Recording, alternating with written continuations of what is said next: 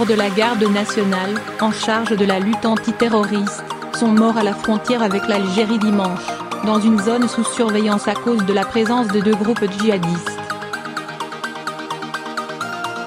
L'attaque survient au moment où les touristes reviennent dans le pays.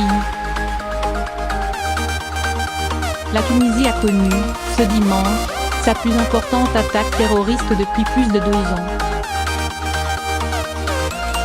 Au moins 6 membres de la garde nationale, en charge notamment de la lutte contre le terrorisme, sont morts à Gardimaou, dans le nord-ouest du pays, à la frontière avec l'Algérie.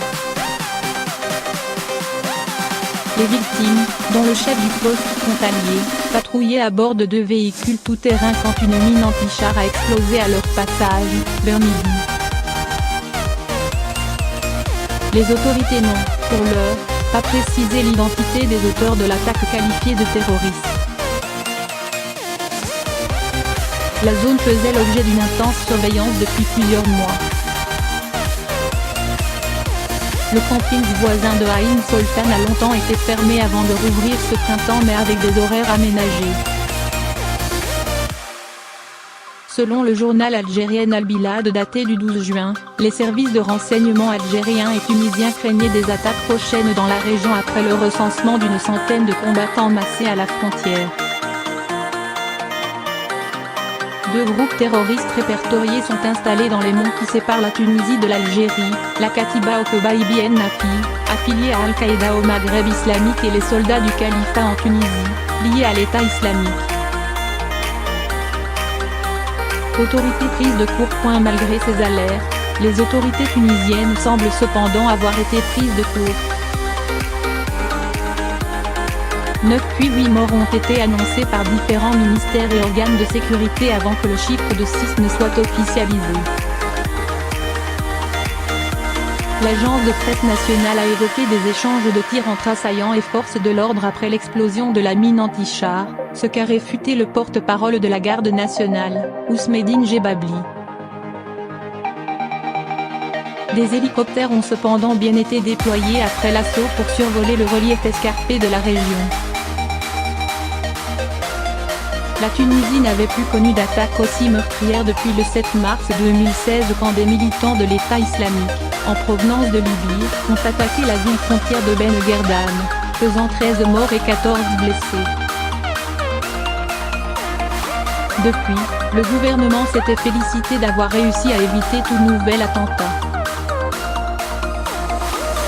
Après ceux du Bardo, 21 touristes morts, et de Soussé, 38 touristes morts, en 2015, la Tunisie avait décidé d'ériger un ensemble d'obstacles d'eau et de monticules de sable à la frontière avec la Libye, où un grand nombre de terroristes tunisiens s'étaient réfugiés. Un calme précaire. La menace est finalement arrivée du nord-ouest, sans que cela ne surprenne outre mesure les experts. La situation présente, absence d'attaque, ne doit pas être considérée comme une victoire sur les militants, terroristes, mais comme un calme précaire, écrivait fin juin, Matt Herbert dans un rapport pour le think tank Carnegie intitulé L'insurrection dans les régions frontalières de l'ouest de la Tunisie. L'auteur y pointe notamment les importants problèmes internes auxquels font face les forces de sécurité. L'attentat intervient alors que le ministre de l'Intérieur, Lotfi Brahim, qui a dirigé la garde nationale, a été remercié le 6 juin pour des raisons d'équilibre politique.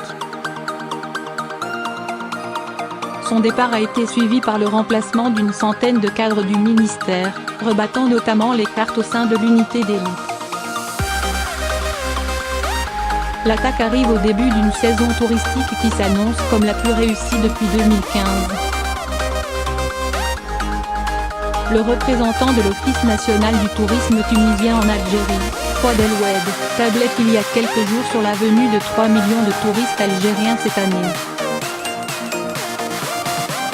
Des touristes qui empruntent, pour certains, le poste frontière de Gardimaou. Les Occidentaux n'étaient pas en reste avec notamment le retour des tours opérateurs Thomas Cook et TUI, qui avaient déserté le pays à cause des 2 attentats de 2015.